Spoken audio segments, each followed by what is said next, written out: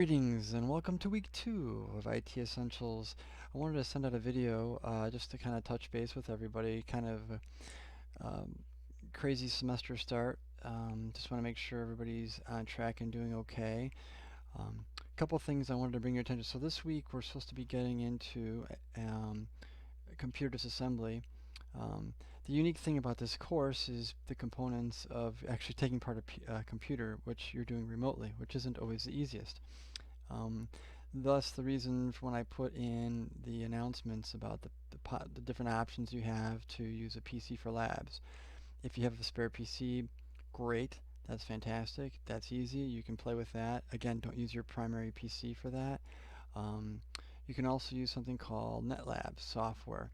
This is really going to work for later labs, unfortunately.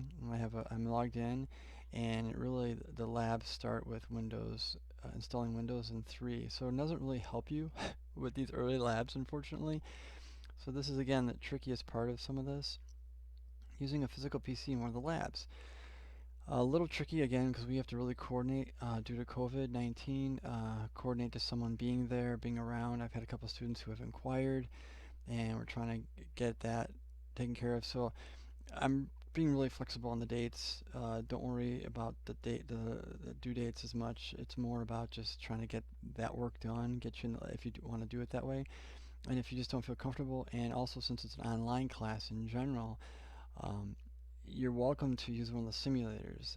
Other students have done it. It's not the most ideal situation, but again, it's a good way still to get some practice. It's a Cisco simulator you can download and you can play with it.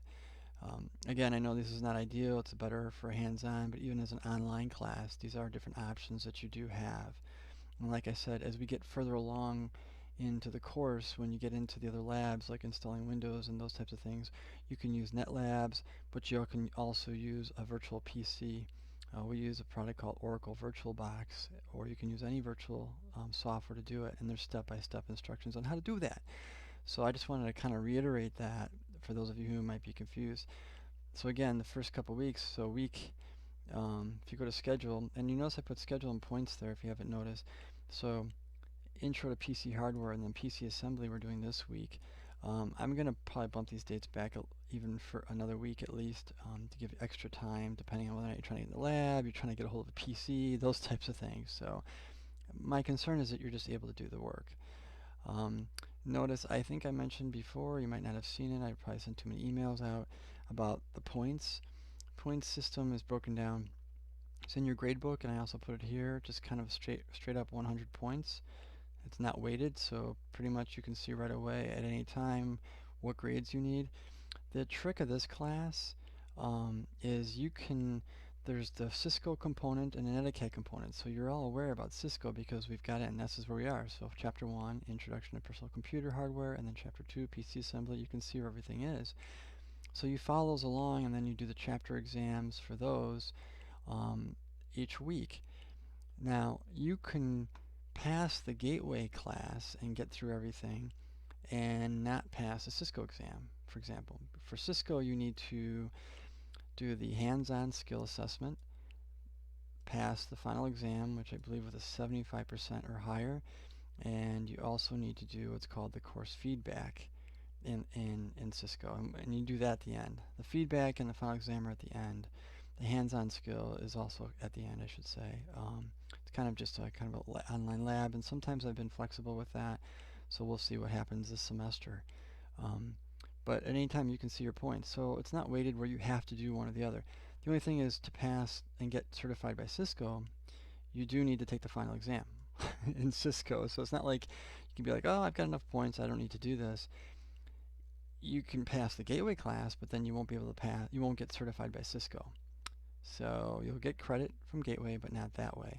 You could also potentially just take the Cisco exam and the exam and the feedback and be done and pass the Cisco part, and then not pass the Gateway part with all the labs. So kind of crazy, I know, but that's just kind of the way it works. Two components. So I just wanted to make sure you're all aware of that. A couple other things. So we're going into PC hardware, PC assembly. As I said, it's not the easiest because you're trying to do this online. All I can say is if you are scrambling, please let me know. I just want to make sure that you're comfortable with some of that knowledge. Course points is there too. So chapter 1 PC hardware, chapter 2 PC assembly. Again, not tricky. I send an email out as well. Kind of you're going to get into the learn about the personal computer systems and the related components. You'll develop skills in installing, troubleshooting, diagnostic tests, and there is a chapter exam. So make sure each week you do those chapter exams in NetAcad. Okay, you go into NetAcad and you do those. I have a lot of students. They'll go through everything. They'll go through all the different topics, and then they will never take the chapter exam, or they fall behind. You need to do that each week. You get points for those each week. Okay, so please make sure you do those. All right, you go through everything, a summary, and you'll be done. And then when you're done, I can go back to course, my class, and then I can go to assignments, and boom, I can take the chapter exam right there. So you've got each one, there's a chapter exam all the way through. The checkpoint exams you can take also, they're available. They're not required. The only requirement are the chapter exams all the way up to. So all the checkpoint exams, you don't have to do those. I've also enabled the practice exams, the practice final. Those are all enabled as well, but they're not required. Just kind of want to put that out there for you, make sure you understand what that is. So if you have any questions, feel free, give me a holler, send me an email. I'm around. Again, this week is the chapter 2, the assembly, kind of following the safety procedures. Again, it's using the virtual desktop if you want to. A couple students asked, even using a computer, how many pictures do I want? I don't need a picture for every step, for every piece of that. Just do a couple pictures and put it in the document that you upload. That's all I need. Just kind of shows that you're working on this, you're doing this. It's just kind of proof, I guess. The proof is in the pudding, right? It's proof that you've done that lab, and I can see what you're doing, and it appears that you know what you're doing. Okay. Chapter 1, same thing. Chapter 1 exam in NetAcad, and again the disassembly. So that's why these two kind of go hand in hand with that. Again, if something comes up, you have questions, we can always connect online with a Zoom room meeting and just and discuss any issues. It could take 2 minutes, 10 minutes, whatever the case, to help you out. Okay.